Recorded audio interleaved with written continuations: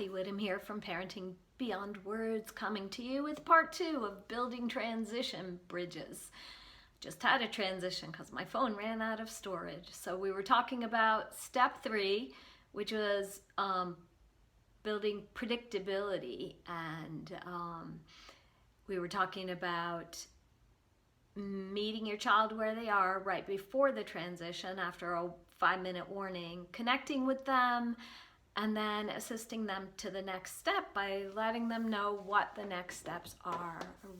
A really good thing to do is to have a checklist or a chart or pictures in order, or pictures they can change order, like I want a jammy first before I brush my teeth.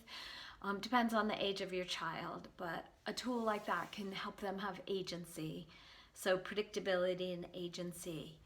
And then for step 4, picking up my notes so I don't forget, engage the left brain.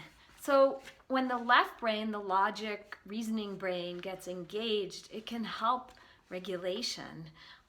One of the ways I like to have done this and like to do this with parents is some houses have stairs going upstairs or downstairs to the bedroom, but it doesn't matter. It's a different part of the house or a different room.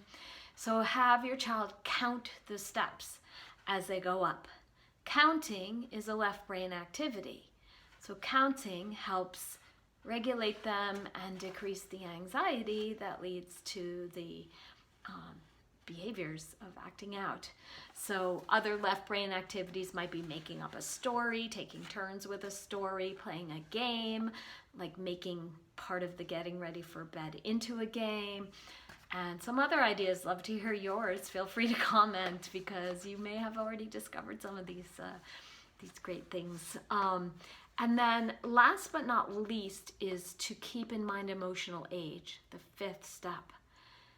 Often when your child stresses, almost always, when they stress, they tend to regress. And so if you notice your 8-year-old needs help getting dressed or putting on their shoes, and that doesn't make sense because you know they know how to do it, it's a sign that they're stressed, which means they're regressing to a younger age. And the best thing to do with that is really to meet them where they are. Assist them with what they need, even though it's counterintuitive, because it will help calm them, and the next day they'll likely get dressed by themselves, or the next week, or they'll get past this stress period. It isn't like they're really 2.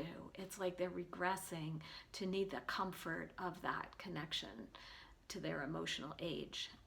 So those 5 steps, keep them in mind when you're building a bridge for transition. Let me review. Notice the here we go again feeling, and ask yourself, is this a transition? Number 2, hit the brakes, not the gas. Number 3, provide agency and predictability. Number 4, engage the left brain. And number 5, keep in mind emotional age. Building transition bridges for your child decreases their anxiety, increases regulation, decreases power struggles, and increases peace and harmony with your child and in your family. So I hope you enjoyed this and it was helpful, and I'll see you again soon. And always remember, you get it right more often than you realize.